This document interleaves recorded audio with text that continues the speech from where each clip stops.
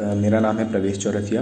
मैं आज आपको ऐसी 5 बातें बताने वाला हूँ जिसके साथ में आप यूपीएससी सीएससी एग्जामिनेशन में सिंसियरली प्रिपरेशन कर पाएंगे। और अगर आप सिंसियर नहीं हो पा रहे हैं तो इससे आपको ऐसा लगेगा कि अब मुझे सीरियस हो जानी चाहिए।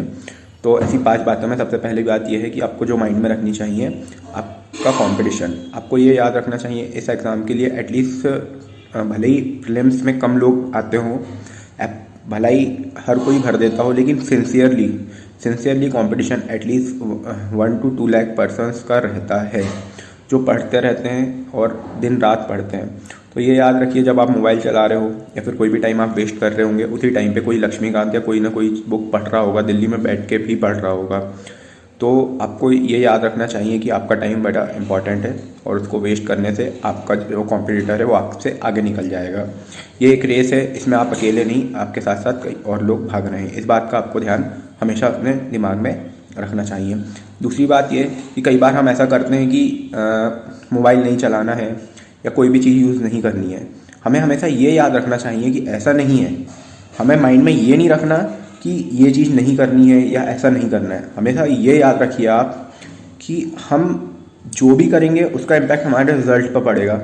मीन्स अगर हमें वाली फीलिंग से करिए आप कि हमें ये बनना है इसलिए मैं कर रहा हूँ, वाली फीलिंग आप ज़्यादा स्ट्रॉन्ग रखिए।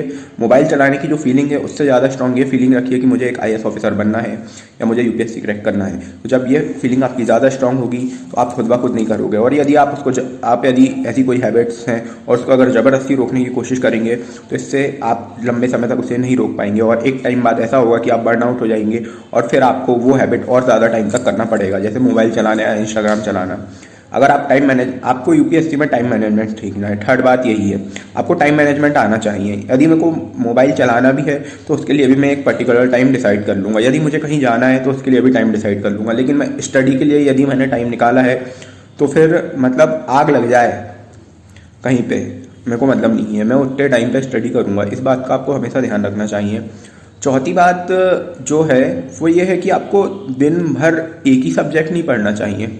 मीन्स दिन भर आप पता चल रहा है जीएस पढ़ रहे हैं या ऑप्शनली पढ़ रहे हैं, ऐसा नहीं करना चाहिए। अगर आपके अलग है की आदत है तो वो बात अलग है, लेकिन आपको ऐसा नहीं करना चाहिए। आपको सब चीज़ों को एक साथ लेके चलना चाहिए क्योंकि मार्क्स सब में ही मिलेंगे। ऑप्शनल भी इंपॉर्टेंट है, जीएस भी इंपॉर्टेंट है और करंट अफेयर्स भी इंपॉर्टेंट है। हाँ, करंट अफेयर्स को भी दिन भर नहीं पढ़ना चाहिए।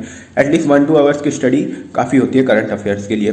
तो आपको उतना ही पढ़ना है जितना ज़रूरी है। यहाँ पे आपको ये याद रखना है कि आप प्रोफेसर बनने नहीं आए हैं। कई लोग क्या करते हैं यूट्यूब में या उसमें पीएचडी करवा देते हैं। आपको पीएचडी नहीं करना है। आपको यहाँ पे सिर्फ और सिर्फ एक एग्ज़ाम है, उसको क्रैक करना है और उसमें सिर्फ आपको जनरल मतलब सामान्य ज्ञान होना चाहिए।